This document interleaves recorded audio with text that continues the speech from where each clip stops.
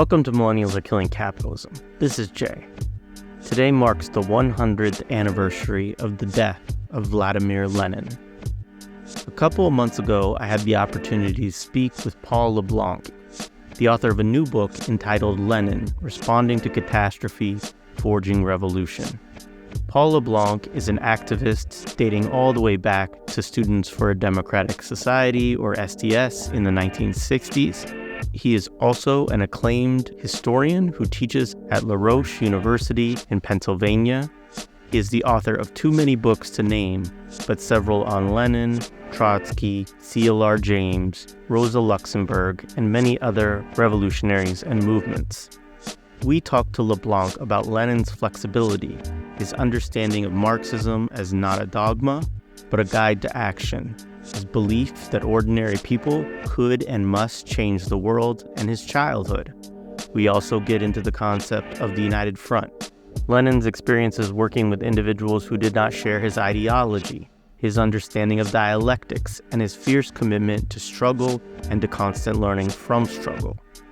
Paul shares some thoughts on Lenin's analysis of imperialism, his concept of revolutionary defeatism, and the question of authoritarianism, bureaucratization, and democracy through examples in Lenin's life and leadership, as well as what he advocated on these issues at the end of his life. We close with some thoughts from Le Blanc on today and the type of approach he thinks organizations and parties need to undertake in today's world in order to change it once again before it's too late. We deeply appreciate Paul Le Blanc for taking the time to talk to us about his book, which is available now from Pluto Press.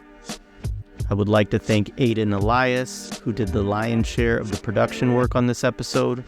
If you appreciate the work we do, the best way to support the show, to stay updated on our study groups, follow any writings Josh or I may publish, and keep track of our work on both YouTube and our audio podcast feed, is to become a patron of the show.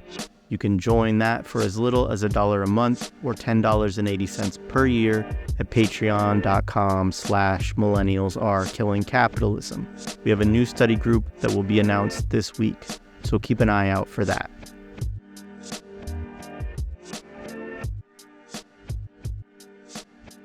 All right, so Paul Le Blanc, welcome to Millennials Are Killing Capitalism.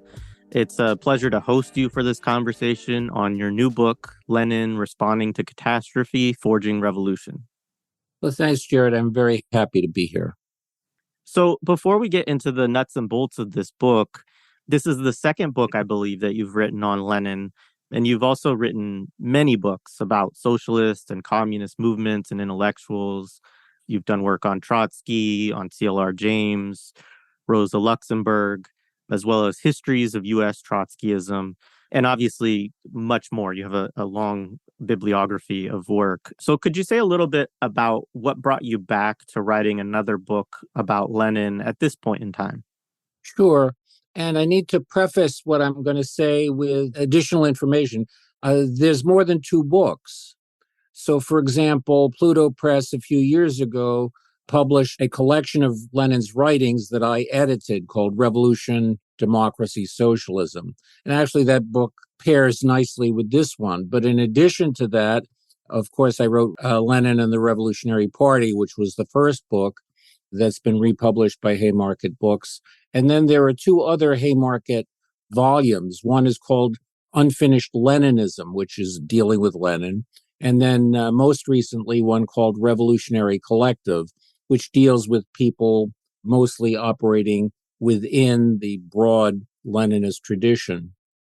And actually, if you take a look at my other books too, whether it's Trotsky or CLR James or Rosa Luxemburg or various other things, the issues of Lenin and Leninism are part of it, are in there. Sure. So it's not that, well, I was doing this other stuff and now I've circled back. It's the kind of stuff that I've been doing sort of all along.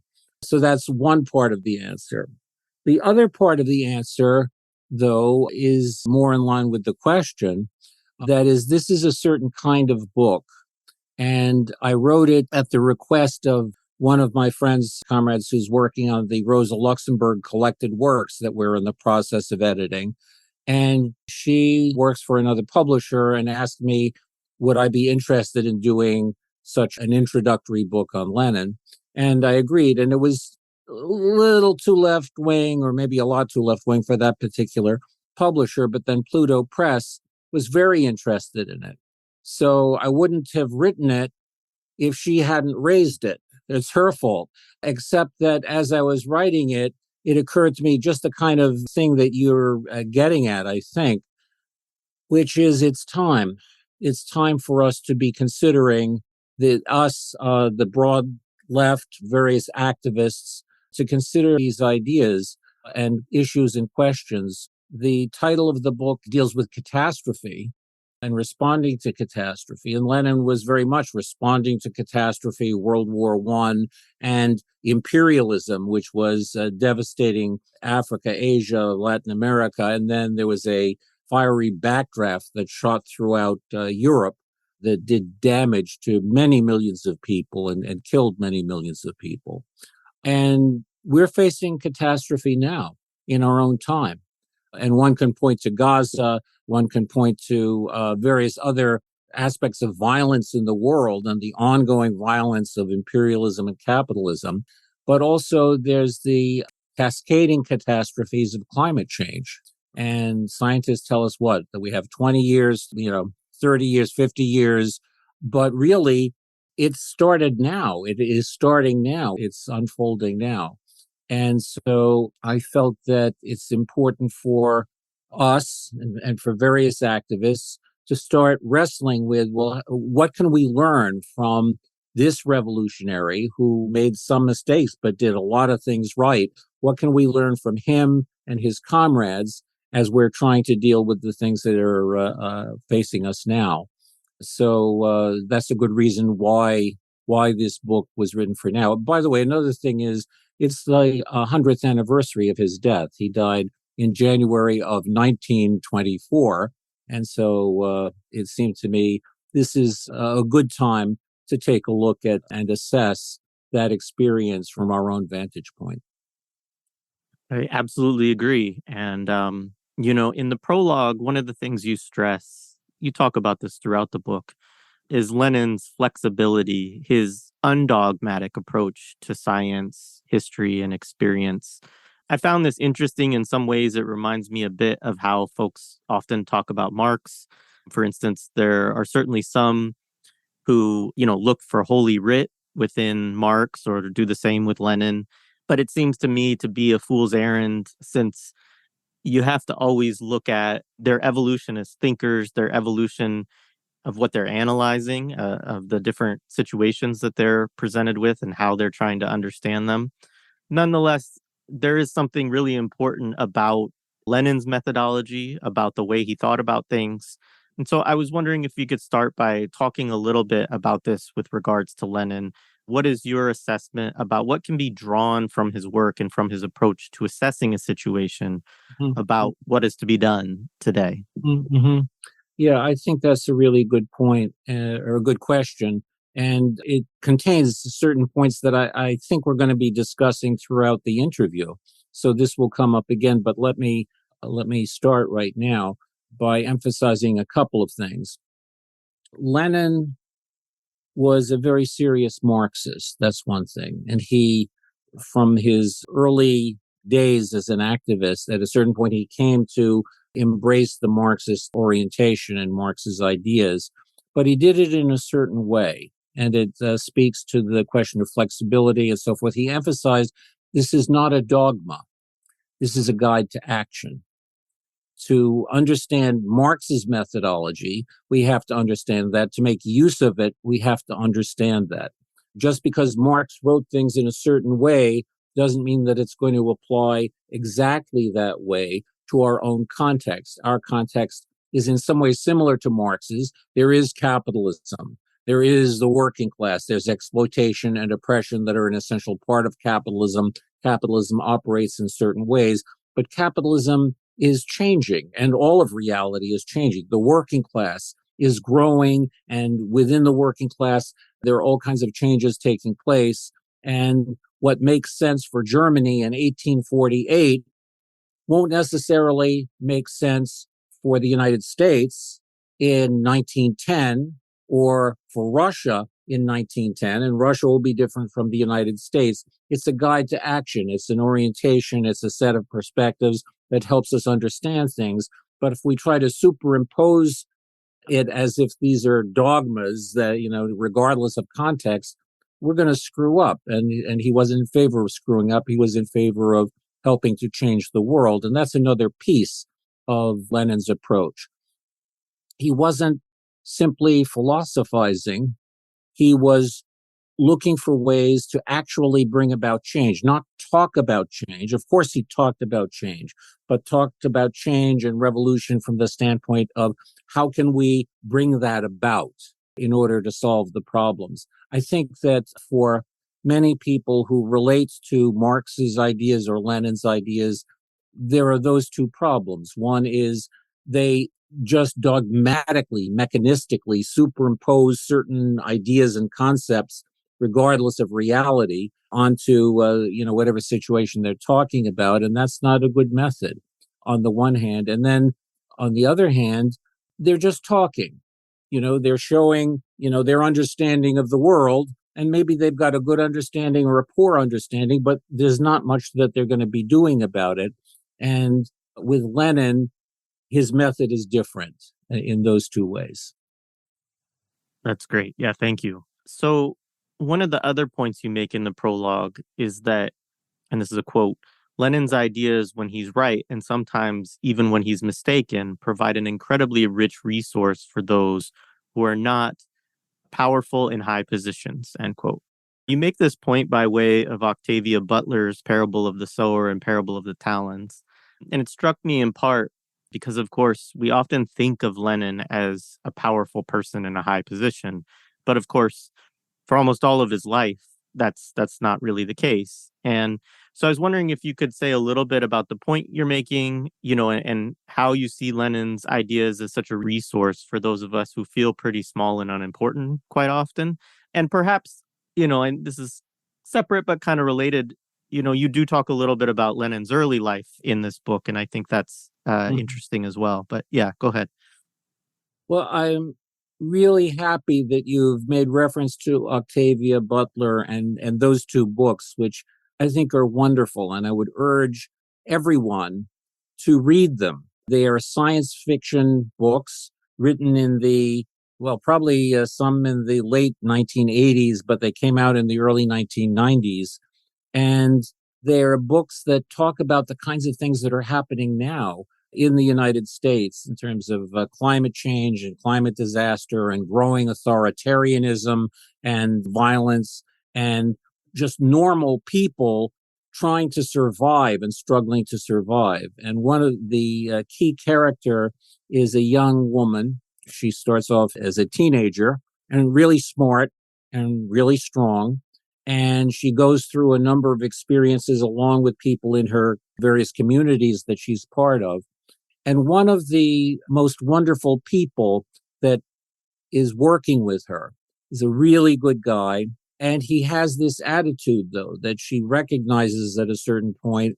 I think after he died, spoiler alert, he dies, but he's a really good person. But he has this attitude that really important people and powerful people, they're the ones who count in terms of being able to change the world in various ways. And then poor schnooks like us, of course, each of us is very important to each other, but we're not the ones who count in terms of the big decisions.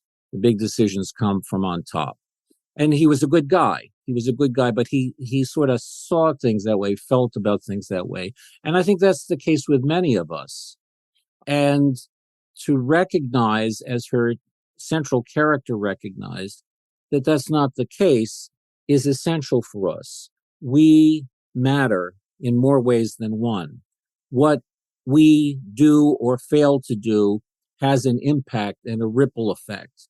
And it is possible for humble persons such as ourselves to make certain changes to stop the major power figures from just having their way with us. and then they have to adjust to what we're doing, and other people take heart and may join in the struggle. And it's going to be a long process, as it is in these two volumes. But this central figure and others like her who join with her change the world and open up new possibilities. So I think that's quite important. And we see her as a child. And in the Lenin book, we see him as a child. And we look at his parents. And one came from immigrant stock, people who immigrated from Germany to Russia. And the other parent was descended from serfs, from peasant serfs. And for one reason and another, some of them were able to do a little bit better, which enabled Lenin's father to get an education, and not be a serf anymore. They got out of serfdom. And he played a certain kind of role as an educator. Now, he wasn't a big shot at all, but the two parents helped to shape Lenin and others. And then the realities of Russia helped to shape Lenin and others. And Lenin then realized that it's us, the humble, the oppressed, the wretched of the earth, the majority of laboring people, who need to bring about the kind of change that we need, that the majority of us need. And he dedicated his life to that. And that's consistent with the kinds of points that Octavia Butler was making. Yeah, I appreciate that. This was a little bit later in the text, but I found this relationship really interesting. So one of the relationships that Lenin had that you draw attention to is a relationship with Father, I think it's Gapan. I don't know if I'm pronouncing that right. Father Gapan. Yep. Yeah. So he's a Russian Orthodox priest who had led the workers' procession to the Winter Palace. You use this passage to highlight some of Lenin's flexibility, but also to talk about his conceptualization of the United Front. So I wonder if you could share just a little bit of that story and talk about how Lenin approached, Gapan and the United Front. Yeah. And as you point out, there are at least a couple of things embedded in the story. Father Gapan was a Russian Orthodox priest, as you say, and he was a mixed bag, as all of us are, one way or another. But he was working with the authorities, with the Tsar's secret police on the one hand. And on the other hand, he cared about his religion. And according to his understanding of his religion, it had to be for the poor and the humble of the earth. And he wanted to help make their lives better in a very difficult, oppressive situation. And he organized tea rooms and reading rooms so that workers who would often escape from the daily oppression by getting drunk on vodka, well, no, they should have something else to drink and places to get together and talk about ideas and read books and have discussions. And out of that, a movement developed that brought a petition to the Tsar, asking the Tsar essentially to end the oppression of the working class and the working masses and bring about democracy and socialism and, rule Russia along with the rest of the people. And of course, the Tsar wasn't inclined to do that, so he had his troops shoot them down. And that was very radicalizing for Gapan, who was shocked and, at least for a brief period of time, became a major figure in the revolutionary movement that was then exploding in Russia in 1905 in reaction to this horrific massacre of working people. And so Lenin was fascinated by him. And there were many Russian revolutionaries and Marxists who said from the beginning, look, he's just an Orthodox priest. He's probably working with the police, ignore him. He's stupid, But Lenin recognized that, well, he had a following. He'd gone through a certain evolution, and he was saying extremely revolutionary things now. So Lenin wanted to meet him and learn from him and try to understand what was going on there. So they had a somewhat friendly relationship, and Gapan was sharing with Lenin a draft of a manifesto that he was writing in which he makes reference to God and Christ and so forth and so on, but with a radical and revolutionary twist. And Lenin laughs in spite of himself. And it's not out of disrespect, but he just, he finds it funny. And Gapan is surprised and says, well, should I change it? What should I change? And Lenin had the intelligence to say, no, you've got to say it in your own way. And Lenin recognized that the truth of that, if Gapan tried to, pretend he was something that he wasn't, it wouldn't come off right. But Gapan had a following because he spoke in cultural terms that many former peasants who had become workers could understand and relate to. And Lenin understood that that was part of the revolutionary process. So Lenin said, no, you've got to say it in your own words, in your own way. Now, one of the things that Gapan called for in his manifesto was for all of the revolutionary forces to join together to overthrow the Tsar. And Lenin thought, well, that's a good idea. And he supported it and wrote an article emphasizing, look, it doesn't make sense.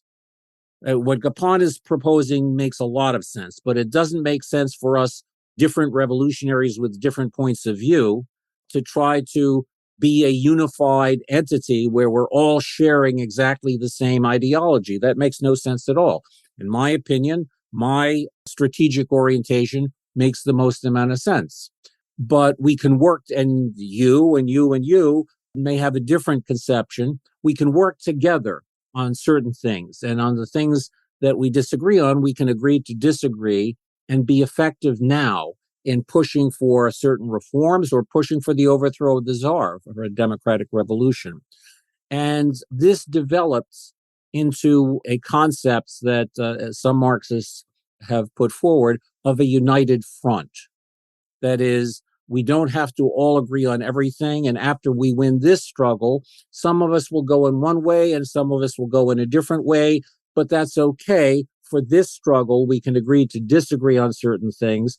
That doesn't mean that you can't advocate for what you say, for what you believe in, and I can't advocate for what I believe in. And Father Gapan doesn't have to speak our language, our specific language, but on the specific practical proposition of defending the rights of workers and peasants and overthrowing Tsarism, we can agree on that.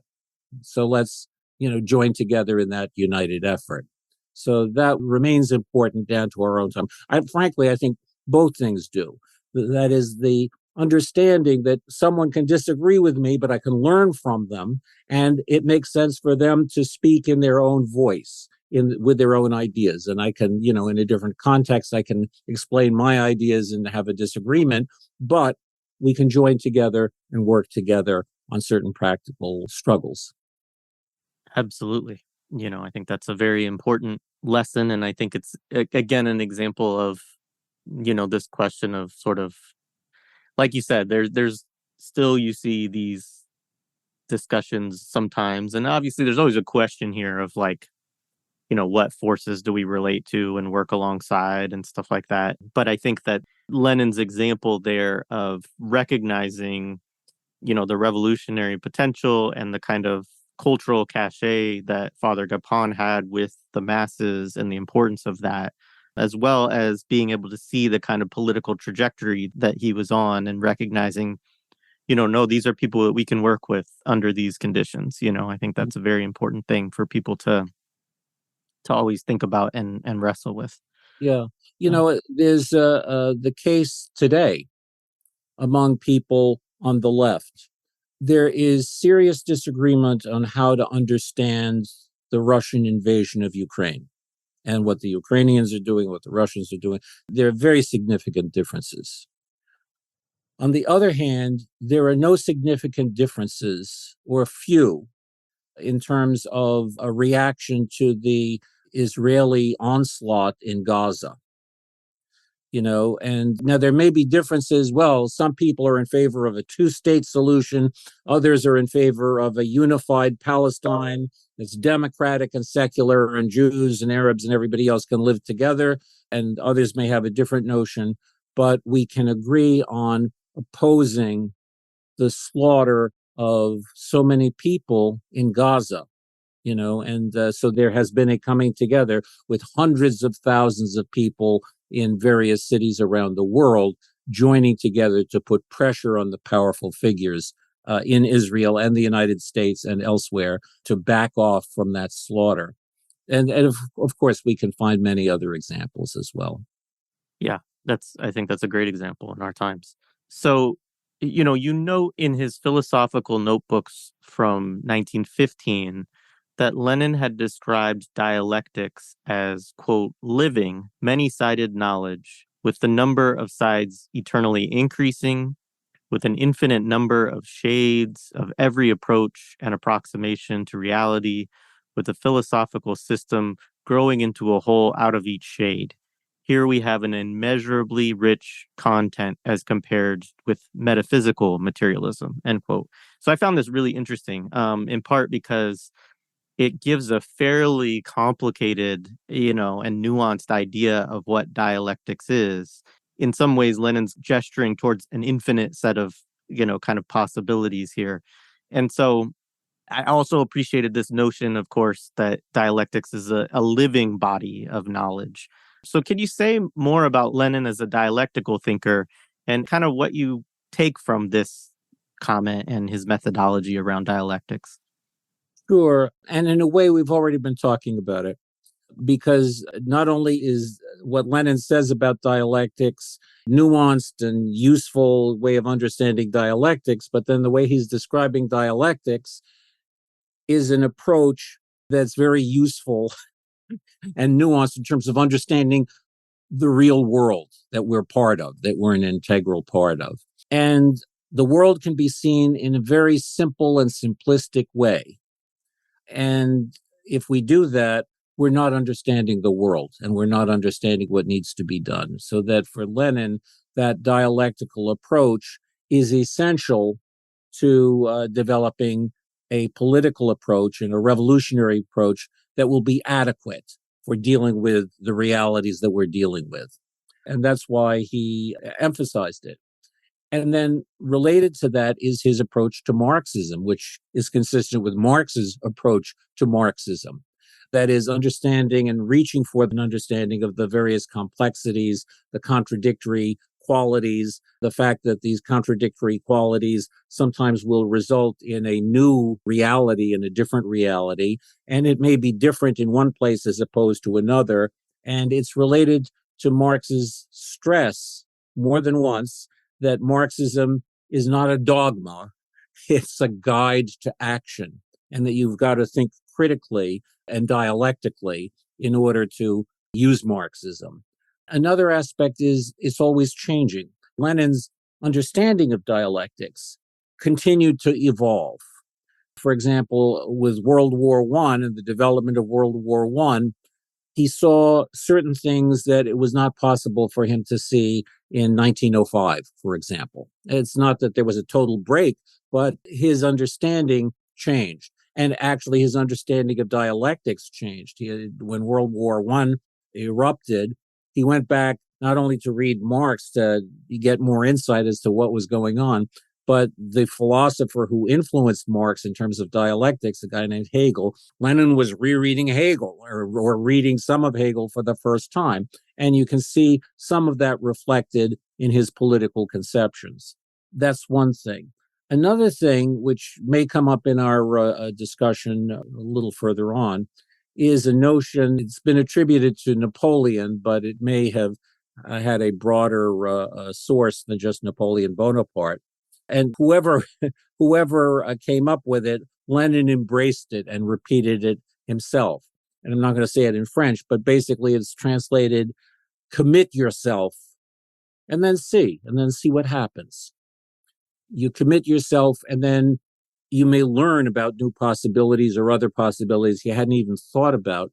Maybe something will turn out just the way you hoped, or maybe it'll turn out differently, and then you'll deal with that different reality. But you have to commit yourself and then see, because there are all these complications and developments and new possibilities that will be opening up. And so that was an essential element in Lenin's approach as he sought to apply Marxism as a guide to action to bring about change in the world. Very good. One of the things you cover in this text is how many socialist groups during the First World War ended up siding with their national governments and supporting war. Lenin, Luxemburg, and some others were dissenters in this strategy. And it is Lenin's work on imperialism that led to his articulations around the concept of revolutionary defeatism.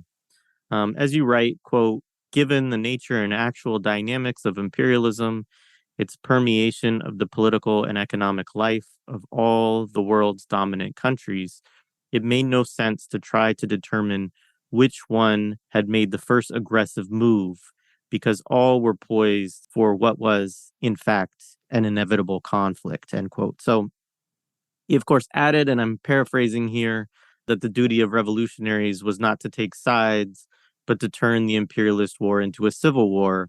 So can you say a little bit more about how Lenin came to this position, you think, and, describe that position a little bit more fully to our listeners?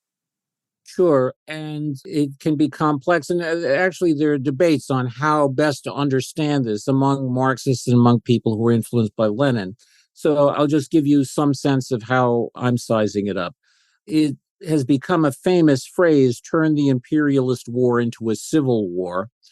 And a civil war can be very intense and horrific. And so on the face of it, oh my God, turn the imperialist war into a civil war. From the frying pan into the fire, maybe. But that's not quite an understanding of what he was saying. Lenin believed that essential to capitalism were classes and the class struggle. A war, sometimes a one-sided war of the oppressors and the rich against the rest of us, the laboring majority, but that it was essential for workers and the oppressed to join together to fight for each other and for their own interests and for a better future against the ruling class, the power elite, those who were becoming wealthy and were wealthy and powerful at the expense of the rest of us. To end that will take a terrible struggle, a revolutionary struggle. It's a war. And that's what Lenin meant by the Civil War. That is, turn this imperialist war where we're recruited into armies to kill each other for the benefit of the rich, turn it into a class struggle to overthrow rule by the rich over the rest of us. That was the basic meaning of what Lenin said. Now, Lenin wasn't the only one who had that kind of outlook initially. I mean, Karl Marx had that kind of outlook. And Karl Marx helped to organize workers in various countries into what was called the International Workingmen's Association. And that was the first international organization of socialist-oriented workers. And some of the workers were more socialist, some less, some were anarchists, but it was a world, well, especially European and North America, but it intended to be an international workingmen's association or a working people's association. And it didn't survive the 1870s. But in the 1880s, there was a second international that was formed, the Socialist International, that became very strong, and it was powerfully influenced by Marx's ideas. And the Marxism of the Second International, that was the Marxism that Lenin was introduced into. And a friend of mine, a scholar with whom I disagree on some things and agree on others, Lars Lee, emphasizes that the Marxism of the Second International, and he's not the only one, the number of scholars do this, and I would be inclined to do it. The Marxism of the Second International, there was a lot of good stuff in there. And Lenin wasn't the first to come up with some of these ideas. There were others. Karl Kautsky was a senior member, and then Lenin and Rosa Luxemburg and various others became Marxists, and became Marxists who were part of the best of Second International Marxism. Now, one of the things that happened was this terrible pressure put on all of us to back the status quo, to be patriotic. And by being patriotic, that means going along with what the newspapers are saying and what the powerful politicians are saying about what's best for our country. And that goes against the best of Second International Marxism. It goes against, Marxism altogether. Marx taught something different. There were many socialists, and as you said, the majority of socialist parties, majorities in socialist parties throughout Europe, that caved to that pressure. Even Karl Kautsky caved to that pressure. So one of the things you ask, how did Lenin come to this position? He remained true to what had been a common position. Now, at the same time, he was attempting to understand capitalism in his period of time. Rosa Luxemburg was doing it in a somewhat different way, but they and certain other Marxists before the First World War developed an understanding, an analysis, or a set of analyses of imperialism, economic expansion beyond the borders of one's own country to secure markets, raw materials, investment opportunities, this being done by the capitalists, by the businessmen and the governments that supported them. So imperialism was incredibly violent and violent against the peoples of Asia and Africa and Latin America and other parts of the world, but also it did violence in different ways to the working classes of the various European and other advanced capitalist countries. And so Lenin, Luxemburg, and others saw this developing and really saw the First World War as something that was coming and argued with some of their comrades, we've got to be ready for this. We've got to get ready for this catastrophe. It's coming right at us. And it's not just a decision of a few greedy politicians and businessmen. This is built into the dynamics of the global capitalist economy. And so that was quite important insight that Lenin had, which helped him and other comrades to resist that pressure to cave in to this so-called patriotism. I think there might be another thing that may have helped Lenin be especially alert to some of this kind of stuff, although there were other Russian revolutionaries who should have known better and they caved. But Russia was a prison house of nations. And some people have said it's not the case that Russia had an empire, but rather Russia was an empire. It came into being through the conquest and oppression of various peoples, that then drew into the Russian Empire. And Lenin was very alert to this. And that awareness may have helped to shape his understanding of what was happening when World War I exploded. Right on. Thank you.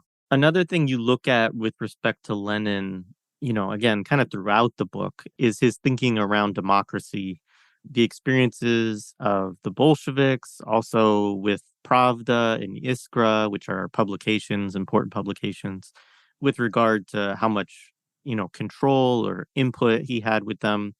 These are things that, as you show, varied from time to time in terms of kind of, how much control he had, or even the extent to which he was in the minority at certain times, or his positions were unpopular or not supported. One specific example you talk about is you talk about a few, but one you talk about is the April Theses, which were published in Pravda, but were not, like an official position or the position necessarily of the whole Bolshevik party at the time. You make this point to show that at times, bodies or parties or organs that Lenin was an integral part of actually distanced themselves from him at certain points. So just could you say a little bit more about what you're looking to illustrate through these examples? And I know there are others as well. Yeah, and that's a good question, a good set of questions, and I want to expand them a little bit even. The question of democracy is, I think, key to Lenin's ideas, and there are two particular arenas within which democracy was essential for him. And the focus of your question involves internal democracy within the revolutionary movement, within the revolutionary organizations. And I want to talk about that at length. But I want to point out that also, as for Marx and Engels, for that matter, and for any good Marxist, democracy was essential to them for the larger society. They were opposed to the oppression of women, of racial and ethnic minorities, of students, et cetera, et cetera. And they were in favor of freedom and freedom of expression. And they were in favor of rule by the people. That's what democracy means, rule by the people over the political apparatus, of a country, this state.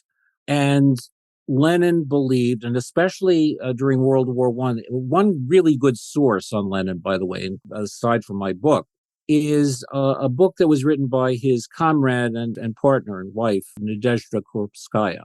And she was a fairly sophisticated Marxist herself and a key organizer within the Bolshevik Party. And after Lenin died, she wrote reminiscences or memoirs of Lenin.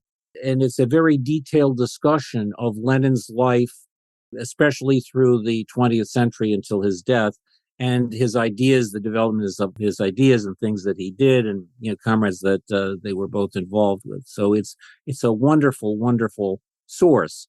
And one of the points that she makes in the book was, especially during World War I, Lenin's thinking about democracy and its relationship to socialist revolution deepened dramatically, so that you can find passages where he's talking about the struggle for socialism must involve the working class and working class organizations fighting for all of these democratic rights. And some of them can partly be realized under capitalism and some of them can't be, but it's all part of the struggle, not only to create political democracy, but ultimately economic democracy or socialism. So it's important to understand the importance of democracy to Lenin's thinking in the larger sense, and then his approach to democracy within the organizations, within the movements, takes on an additional meaning and coherence. That's a long-winded preface. Now, let me get into a long-winded response to what you were asking. Lenin believed that capitalism was not going to automatically collapse and then everything was going to be good.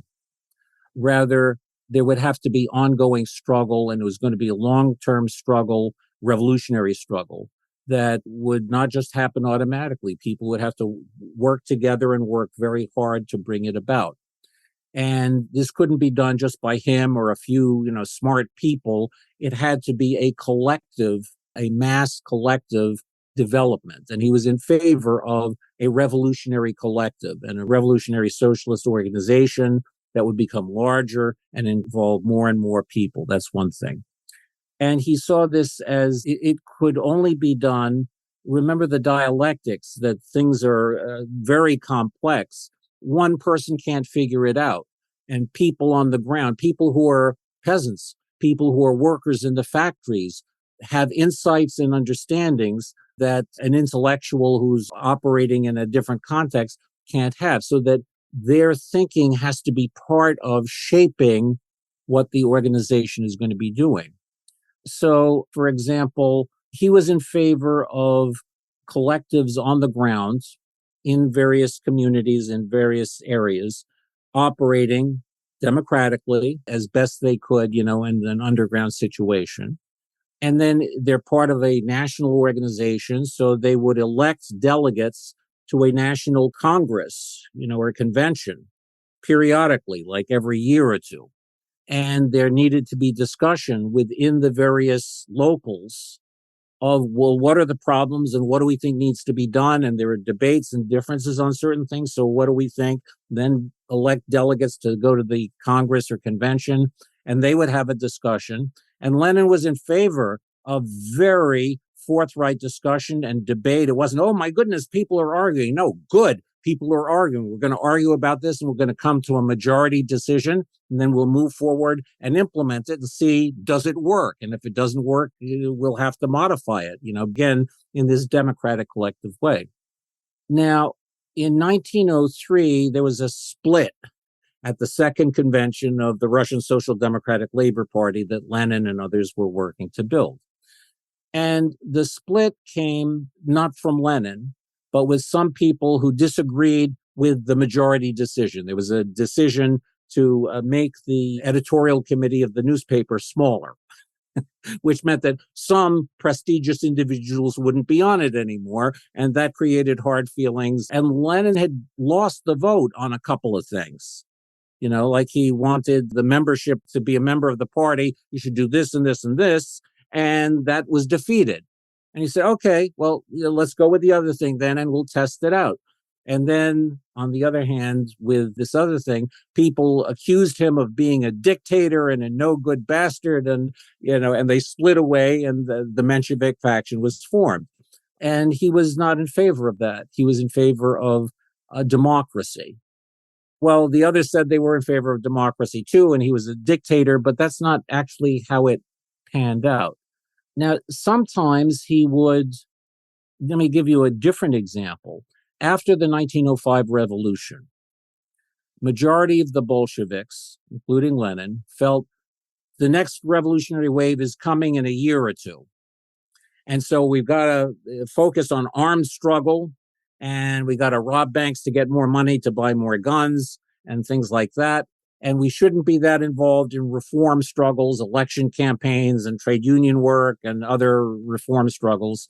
The Mensheviks were in favor of that. The Bolsheviks were in favor of armed struggle. After about a year or so, Lenin realized we're wrong. That's not going to happen.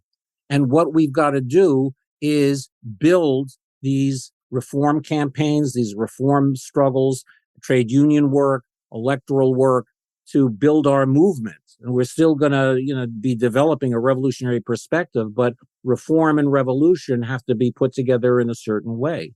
And he disagreed with the majority of the Bolshevik faction on that. He voted a different way. He was arguing a different way. At first, he was in a small minority. And then he won a majority among the Bolsheviks on this.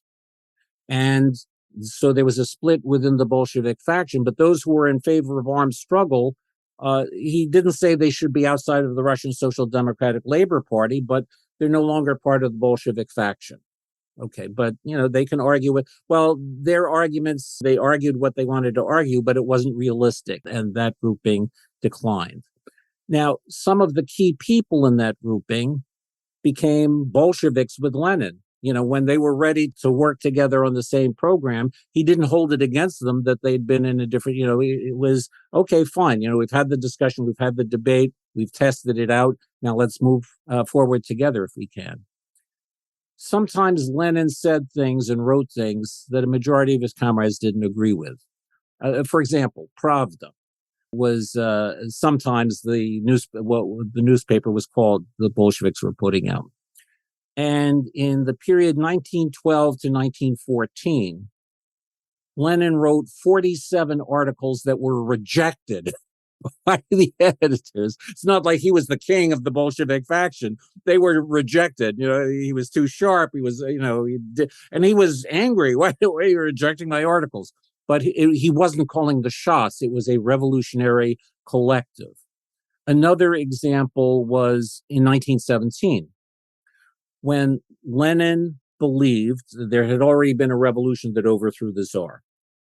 And Lenin believed that the democratic workers' councils, workers and soldiers' councils, the soldiers were like peasants in uniform. So these democratic councils, he was arguing all power to the Soviets, and the Bolsheviks were arguing all power to the Soviets instead of to the provisional government that contained various capitalists and people who were not in agreement with the desires of the masses of workers and others who had actually overthrown the Tsar.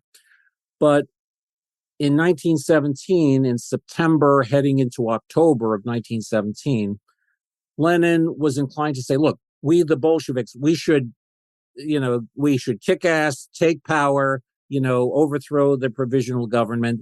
And Trotsky and some of the others disagreed with him and said, no, it's got to be done in such a way that it's in harmony with all power to the Soviets. Lenin wasn't in agreement. Lenin was in a minority on that particular issue. It turned out that Trotsky and the other comrades who were on the ground in that situation had a better understanding. And Lenin was, willing to go with that when it worked out well. So these are examples of Lenin functioning in a, swirl of revolutionary activity, but in a way that's consistent with his democratic commitments. I want to give one more example. After the revolution, and we'll probably talk about this a little more in the other questions that you have to ask, but after the revolution, Lenin and his comrades felt it was necessary to organize communist parties, and that by that time they were calling themselves communists, in other countries, including Germany. They were hoping for a big revolution in Germany that would be beneficial to the revolutionary cause all around the world, including in Russia.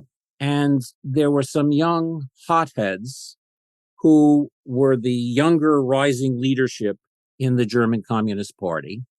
And they, along with a couple of hotheads in the Communist International, carried out something called the March Action in 1921, which was a minority of the German working class, led by the Communist Party, sought to take control and make a revolution, even though a majority of the German workers weren't inclined to do it. And it was pitting this communist minority against the rest of the working class. One of the older leaders of the German communists, a guy named Paul Levy, who had been close to Rosa Luxemburg, was opposed to it. He said, "This is crazy. This is suicidal. This is wrong." Lenin agreed with him, not publicly, but he read what Levy was saying, and he said, "Yeah, Levy's right." But Levy broke discipline. He publicly attacked the Communist Party of Germany. And the young hotheads were angry with him. They expelled him. Now, Lenin agreed with Levy. Lenin respected Levy and hoped he could be brought back into the Communist Party. But Lenin also realized he couldn't just run roughshod over this younger leadership in the German Communist Party. He had to balance things. Now, as it turned out, Levy just marched out of the communist movement and joined a different workers' organization, formed a different workers' organization.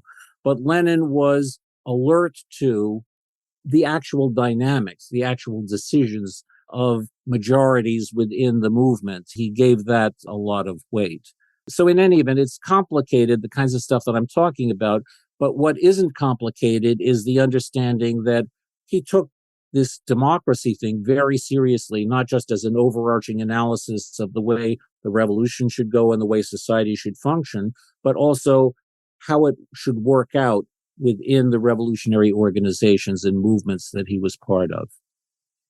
Yeah, thank you for that. So, another point you make is the importance of international revolution in Lenin's thinking. The idea of the importance of socialists and workers in all countries fighting against their own ruling classes in order to ensure the possibility of socialism anywhere. So, for instance, this is the idea that the USSR needed revolutions to happen in Europe to secure its own future. And additionally, that the Communist International was an attempt to strengthen the socialist movement by securing revolutions in other parts of the world. So obviously, we still to this day, see the difficulties that movements and nation states and even small alignments of states or parties have when they try to take a socialist path and navigating this global system. Now we live in an era where capitalism is much, more in some ways of a global system than it was at that point in time. So what do you see as some of the practical implications of this from your vantage point? And what do you think are some of Lenin's important thoughts on this topic? Sure. And, in a way, I've been talking about that. And so I'm not going to cover that ground again. But part of my answer would be embedded in the previous answer that I was giving. So let me say just a few things. One is for Lenin, for Marx, and for us, revolutionary internationalism is crucial. Revolutionary internationalism is like a dogmatic slogan, revolutionary internationalism.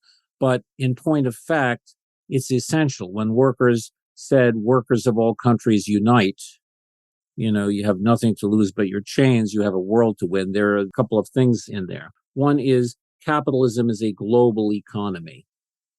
You cannot solve your problems in a particular country by somehow creating socialism in that particular country within a global capitalist context. You will be strangled in one way or another by that global capitalist context. It has to happen in countries around the world. But capitalism is oppressive in countries all around the world. So that means that there will be and can be and must be revolutionary movements developing in those countries as well, revolutionary socialist movements. And we can learn from each other. We can learn from what each of us does. And a victory in one area will make us stronger, and a defeat in that area will make us weaker. And so we have to recognize that. We need to learn from each other and cooperate.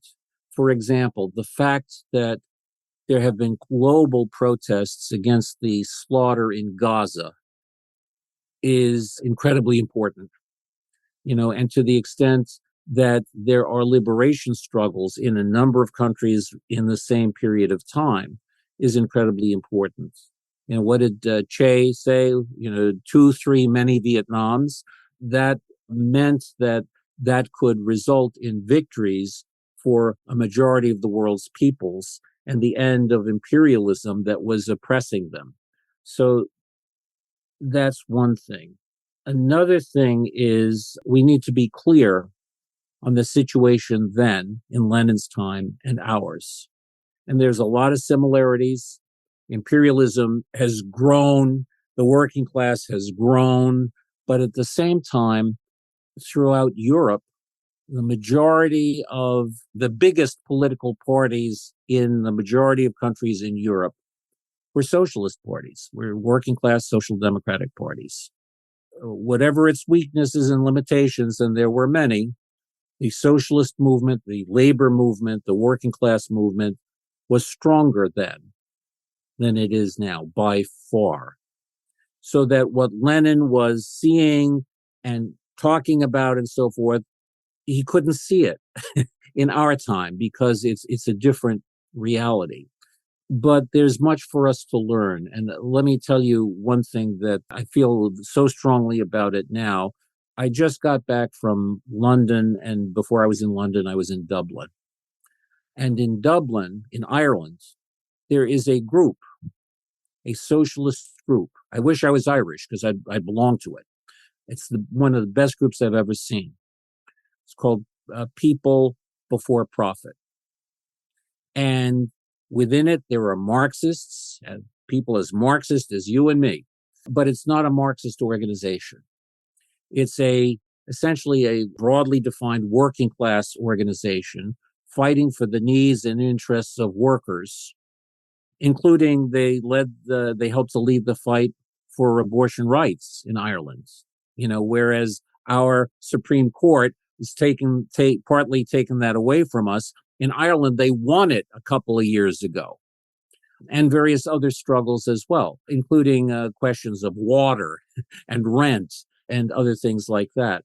And this organization has not only been leading in mass struggles of social movements, but it has been electing people to Parliament, to the Irish Parliament, and to local governments as well. And some of them are active in the trade unions and other organizations of the working class and reform organizations and so on. We need that. I wish we had that in the United States. We have to build that in the United States. We can learn from what the Irish comrades did. We'll have to do it differently from how they did it because it's a different country. But we could start learning from that and doing that. And so that's one example of revolutionary internationalism also. So those are some things that I would say, and I think that this is a Leninist way of operating, including understanding the differences, what was possible, what would have been possible in 1912 or 1914, we can't do yet. But that doesn't mean that the revolutionary internationalism isn't key. It is key for us. Appreciate that. Obviously, those revolutions, that were predicted, were advocated for in Europe, ended up ultimately failing to achieve their objectives. And the USSR became rather isolated, especially early in its development. You also spend a great deal of time in the book analyzing what many would call Lenin's authoritarian side. I guess I'll put that in quotes because, you're kind of dealing with these questions of how he dealt with other left-wing factions in the USSR, folks probably famously know the story of Kronstadt. You lean on several also of his, anarchist critics as reference points. There was a great revolutionary spirit in the USSR, in the early days, and there were many tendencies and orientations, and there were many who wanted to, leap into experiments for worker control and self-management or other communal projects. And, it's a complicated reality to deal with as you're trying to build a socialist project. And so how do you assess these issues and how Lenin responded to them? Yeah, that is a central question for serious revolutionaries like ourselves, in my opinion. And let me start off by saying I do cite certain anarchist critics like Emma Goldman and Alexander Berkman, Bartolomeo Vanzetti of Sacco and Vanzetti fame, Peter Kropotkin, but also I cite others, other more Marxist-oriented people like Julius Martov, who was a leading Menshevik and who I think was wrong on a number of things, but he got some things right, and some of his criticisms are worth considering of the Bolsheviks. There was an amazing woman named Maria Spiridonova, who was the head of a grouping of what were called left socialist revolutionaries. And there was a socialist revolutionary party in Russia that was different from the Marxist Russian Social Democratic Labor Party. And the left SRs joined with the Bolsheviks to help make the 1917 revolution. That's the same. The same is true of the anarchists. Many of them joined with the Bolsheviks in 1917. Within the Bolshevik Party itself, there were people, for example, Alexander Kollontai and Alexander Shliapnikov. Kollontai was an intellectual, a feminist, and Shliapnikov was a worker, a metal worker. Both of them had been close to Lenin. Shliapnikov was the head of the trade union movement for a while in Soviet Russia after 1917. But they formed a workers' opposition in disagreement with and critical of certain of the policies that Lenin stood for. Rosa Luxemburg, who was a wonderful revolutionary and who came to the communist movement, was part of the German communist movement just before she was killed. Nonetheless, also just before she was killed, she articulated some differences, some disagreements, serious disagreements with some of the policies, authoritarian policies that the Bolsheviks under Lenin were carrying out. There was a philosopher who was a socialist of sorts, Bertrand Russell, who went to Russia in 1920 and came back with some serious criticisms. And so these are also some of my reference points. So there are plenty of sources to take a critical-minded look at what was happening in Russia. And it's important not simply to dismiss them, but to look, what are they saying? These are serious revolutionary-minded people. My take is this. When you take a look at the Russian Revolution, and you can do that, you can take a look at the Russian Revolution by reading accounts of it. For example, one of the best is by John Reed, an American socialist journalist who was on the spot, 10 Days That Shook the World. And in that book, and in the reality, you have the October Revolution of 1917 as being a reflection of the radical democratic, revolutionary democratic aspirations of a majority of the working class and of many peasants and others. And this revolutionary democratic set of aspirations associated with the October Revolution came into conflict with the harsh realities of 1918 to 1921. And we mentioned the Civil War. There was a worse Civil War, a very bad Civil War, not as bloody as the American Civil War, but a bloody Civil War. There were foreign interventions. There was a collapse of the Russian economy thanks to World War I, all kinds of problems. Now, if you or I or some others were in that situation, we might say, comrades, we're going to hell in a handbasket and we got to tough this out. And so we can't have the kind of democracy that we were fighting for. We got to put that on hold. And right now we got to win this struggle against all these problems and enemies. And there's a fine historian, he died a number of years ago, named Isaac Deutscher, and he put it in a certain way. The Bolsheviks, a majority of Bolsheviks, certainly Lenin, they created a machine of power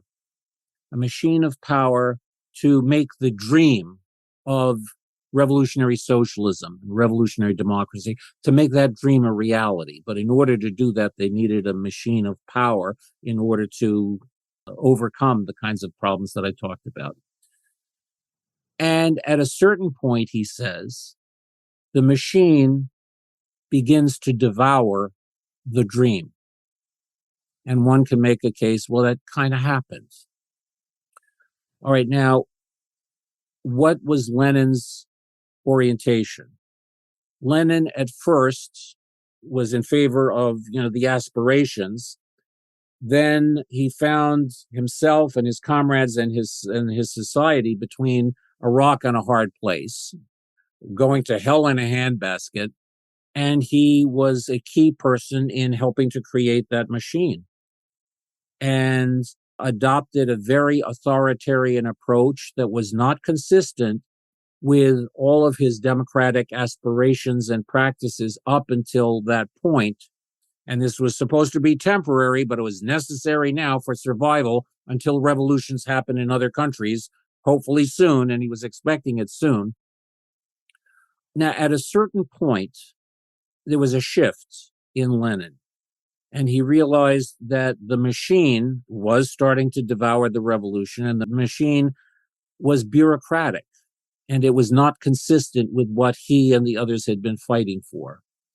And he was increasingly self-critical and critical of that bureaucratic apparatus and looking for ways to change it. And he wrote a testament that perhaps we'll talk about more, but which involved, among other things, a set of ideas devised and developed as to, in order to help the Russian Revolution that he'd been fighting for all of his life, to help that survive, including to survive what was happening with that machine that he had helped to build, on an emergency basis. So, yeah, one of the things that comes up towards the end of your text, you kind of just alluded to this, is, you spend a significant amount of time discussing how Lenin sought to respond to bureaucratization, which is something that the USSR is often criticized for, especially later on, but even in that period. So can you walk through his opposition to this and what he thought was necessary to do to combat this? Yeah, I can start. And in the book, there's more information. And in other books, there's more information. There's one by an historian named Moshe Lewin called Lenin's Last Struggle, which is devoted to that. And it has documents. And there are other sources as well, including Lenin's writings. I referred before to Lenin's Testament. And many people see that as a particular document, a letter that he was sending. He was dying at that point, and he knew he was going to be dead. And he sent a letter to the party Congress that, in fact, he was dead by the time the Congress took place, but the letter was there. And in the letter, he focuses on the leadership of the Communist Party of that time, of Bolshevik leadership. And Joseph Stalin had become the general secretary of the party. And the general secretary wasn't supposed to be, the high muckety-muck grand poobah. It was supposed to be something, to help the party function. But Lenin felt that Stalin was turning it into something more than that, and that Stalin was beginning to malfunction. Stalin had been a comrade for years, and a reliable comrade. He had his problems. We all have problems. I don't know you. Maybe you have worse problems than Stalin had. I don't know. But under the circumstances, some of Stalin's problems were coming to the fore and were going to result in Stalin becoming the kind of figure that he was known to be in later years. And Lenin argued that he should be removed from that position, which didn't happen, but that was one thing. And Lenin believed that the Communist Party had to function, and he went through the various top people, Trotsky and Bukharin and various others, and he criticized all of them. None of them are perfect. None of them is God who should be in charge of everything. And instead, there was a need for a collective functioning. So that was that particular letter. But his testament is much bigger than just that. There are a number of other things he was arguing for. One was what he called and what some have called a cultural revolution. Now, when I'm talking about cultural revolution, it's not the kind of thing that was carried out in China under Mao Zedong in the 1960s, cultural revolution. What Lenin meant by it was the majority of people were illiterate. Majority of people were uneducated. A majority of people could not run the economy. A majority of people didn't know all kinds of things. And it was necessary for there to be a cultural revolution that would bring more and more and more working class people and peasants and more people up to a certain level of literacy and scientific and sociological and political understanding. And that was going to take a while. And a lot of resources had to be devoted to helping to carry out that cultural revolution. So that was one thing that was essential in Lenin's mind. Now, also, he was in favor of setting up institutions that would provide oversight of the government's bureaucracy and the party bureaucracy, the apparatus of the government and the party, institutions made up of workers and peasants who would oversee what was happening and help to fix problems, undemocratic problems and bureaucratic problems that were developing. Now, by the way, such a thing was established with Stalin helping to establish it, but it was done in such a way that it simply became absorbed into the bureaucratic apparatus. And Lenin was very frustrated with that. But that's something that he had pushed forward. Lenin was in favor of and gave a lot of support to the development of a corps of critical-minded experts and specialists who knew something about the peasantry, about economics, about various other things, and who weren't necessarily Bolsheviks. And they were not part of the Bolshevik machine that I referred to before. They had some independence from that and certain critical thinking and proposals on how to advance the development of the peasantry and the economy and so forth and so on. And that was another thing that Lenin felt could and should be part of the mix. He was engaged in his final years in polemics against the bureaucracy. And that was another part of what, polemics against the bureaucracy, criticizing the screw-ups and the undemocratic nature of the bureaucracy. One of the big disagreements that Lenin had with Trotsky, roughly in this period of 1920, especially 1920, Trotsky was in favor of building up the machine of power to eventually bring about the dream. And one part of Trotsky's perspective was, well, trade unions. Why do trade unions exist? Well, they exist in capitalist society to defend the interests of the working class. But we've just had a workers' revolution. We've got a workers' government. We don't need the trade unions, and we should get rid of them. They're getting in the way. Trotsky was more sophisticated than what I just said, but that'll do as sort of a rough summary. And Lenin disagreed and said, look, there are all kinds of problems with our so-called workers' government or workers' and peasants' government. The working class needs trade unions to defend its interests within this situation.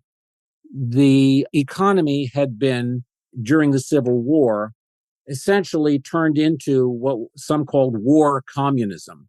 Capitalism disintegrated in various ways. The government took everything over. It was running the economy, even though it didn't quite know how to run the economy. It was running roughshod over workers and peasants and so forth. And Lenin was in favor of a new economic policy. Back off from that super centralization. Let the peasants make a little profit. Let small scale business people, function again, so to get the economy functioning again. And this will create eventually a material basis to move forward to socialism. And at the same time, he was in favor of the development of cooperatives, consumer cooperatives and other forms of cooperatives. Kropotkin, who was an anarchist, Lenin respected him, even though he disagreed with him on a number of things. And they had a discussion in 1919. And Kropotkin said, you should really be developing cooperatives.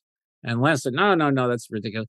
But Lenin thought about it, and in some of his later writings, he's arguing for the creation of cooperatives within the context of NEP. He was in favor of self-determination for oppressed nationalities. The Georgians, the Ukrainians, various others should be able to develop their own culture, their own language. If they wanted to, they should be able to disattach themselves from the old Russian Empire and be politically independent. There had to be that kind of development, he felt, for there to be genuine democracy and genuine socialism. He was in favor of artistic diversity. The person that he helped to put in charge of the Commissariat of Education and Enlightenment and Culture was a guy named Lunacharsky.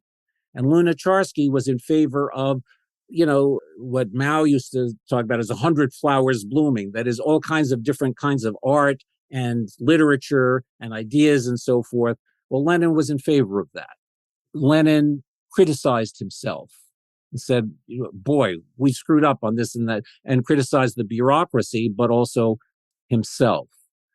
And he promoted very much, he loved John Reed's account of the Russian Revolution, which gives you a sense of the super democratic quality of the Russian. Lenin said, yeah, that's the stuff. We should make sure everybody gets a chance to read the book.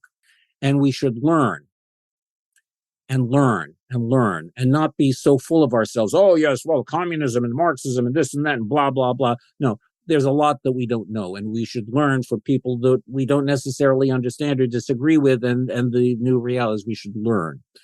So there was this kind of diverse reality that he felt it was essential to nurture, to enable Russia, Soviet Russia, to get closer to the kind of social. Now, this was destroyed, particularly in the Stalin period. Everything was made a lot simpler, a lot more centralized, and so forth.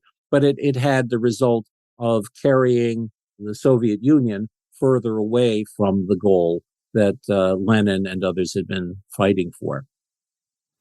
Yeah, thank you. So there's a section in the epilogue that you have, and the section's entitled, quote, Practical Activism, Principled Politics, Revolutionary Patience. Part of what you offer in this section, and, I'm paraphrasing or kind of sharing my understanding here, is that many groups think that preparing and expressing the correct positions, that this is sort of the path to develop a vanguard or a revolutionary party. That the idea is that the correctness of the political line is the most important or the primary task, and that this can be achieved through, study and analysis and discussion. And, to be clear, you're not saying study, analysis, discussion is bad. However, you urge people to understand the importance of practice and how essential practice is to building a party. So say a bit more about the phenomenon, you're critiquing, and also kind of what you're advocating or thinking about in terms of seeking to build a party, a revolutionary party or a party, yeah. Sure. I think in some of the ground that we've covered so far, you get a sense of the kind of approach that I think makes sense, that the kind of approach that I think Lenin had, and it makes sense. It has to be applied differently in the different contexts that we're in, but it's a guide to action. I think that's how I see it. In my mind, as I was writing this epilogue, I was criticizing maybe three common tendencies. One certainly claims to be Leninist, and this is Leninism. And it's the kind of Leninism I oppose, and that I think Lenin would have opposed. There's a guy named Tariq Ali. He's still alive in Britain, helps to edit New Left Review. And once upon a time, he made a criticism of what he called toy Bolshevik parties. They want to be Bolshevik, but it's like this little stuff that they do. It doesn't really amount to what the Bolsheviks actually were. They've got self-perpetuating leaderships that are rigid, strong. They are super centralized. They are rigidly disciplined. in ways that the Bolsheviks were not. And if the Bolsheviks had been like that, they couldn't have made the Bolshevik Revolution, in my opinion. And some of them are hypercritical of what they call movementism. You got to build the party, not, get, caught up in all this, movement stuff. Well, the movement stuff is key to the whole thing. It's political work, not just building your own little organization, but working with other people and reaching out and involving other people, not in your little organization, but in actual struggles to oppose war, to oppose the slaughter in Gaza, to improve the quality of life in your community, and so forth and so on. In Pittsburgh, I was part of Pittsburghers for Public Transit. And we won some victories, and it became a mass organization. Well, that's essential. That kind of thing is not just movementism. Trade union is not just movementism. Struggle for women's rights, the struggle for, against climate change. It's essential to our survival, our development, our freedom, and so on. And it's essential also in building the revolutionary organization, having this kind of participation and involvement and learning from it. So there's those toy Bolshevik parties. There are some groups, and maybe they're the same groups, they focus on developing and articulating correct politics or political correctness of one kind or another. And they do this by having discussions in membership meetings and by having educationals and study groups and by organizing public forums to bring in people to learn and by selling the newspaper and setting up literature tables. And if there's a demonstration, then you organize a big contingent of your group. And that's it. Well, that's not going to do it. That's not what the Bolsheviks did. Now they did some of that, but if that's it, you're not linking it to the actual lives and struggles of the actual people, of the actual working class, the oppressed, and so forth. And unless you have that connection, you're not going to do what needs to be done in our world or in Lenin's time. There are other organizations, and I've been a member of some of these too. They are well-meaning socialist groups. And their members, some of their members might be activists and good activists in unions, in various social movements, social struggles. That's not tied to the organization, to the socialist organization. It's something that they, every so often they'll bring in like a show and tell, this is what we're doing, this is what happened, and so forth. Oh, okay, that's very good. Thank you for sharing. But it's not the organization as a whole that is engaging and learning. There's a guy who's a friend, and I have a lot of respect for him. I've respected him for many years, named Kim Moody. And he's older than me now, but he has a lot to teach about the U.S. labor movement and the working class and the class struggle in the United States and elsewhere. And he was making reference to an organization that he had some connection with, and he was being critical of it. And he said, it is an organization of activists, but it is not yet an activist organization. That is, what we need is an activist organization of comrades who are influenced by and using Marxism in an open and critical-minded way, and working together, not only to develop that understanding, but then to apply that understanding to what is to be done in the actual struggles of the workers and the oppressed, and making decisions and going through experience and learning collectively from that and helping to teach others collectively what are the lessons of our struggle, this particular struggle, and what should we try to do. And then you test that out. And if it works, great, this is what you should do. If it doesn't work, well, then you've got more work to do to figure it out. But it's a collective organization. That's what's needed, a revolutionary collective that's activist, that is working to bring about a socialist revolution, not just in words and ideas, but in reality. And so that's the kind of thing that Lenin was committed to. And it's the kind of thing that I think we need to be engaged with. And my hope was in writing the book that it might contribute to that process of developing that kind of revolutionary collective. Very much appreciated. Paul Le Blanc, thank you for your time for this discussion, for this book. We've been talking about Lenin responding to catastrophe, forging revolution. Is there anything else that you'd like to add in closing? Well, I appreciate the time to talk. And one of the benefits of writing the book has been getting together with people in Dublin, in London, in Chicago, and through this podcast and others to talk about this kind of stuff. I think that the point that Octavia Butler made in her books, Parable of the Sower, Parable of the Talents, is absolutely on the mark. People like us can change the world in a way that it needs to be changed to create a society for the free and the equal. If we don't do it, it's not going to happen. And so if there's any hope that it will happen, we need to be having discussions like this and then start applying some of the ideas, learning from them, and moving forward in the way that the book talks about. It's not my bright ideas.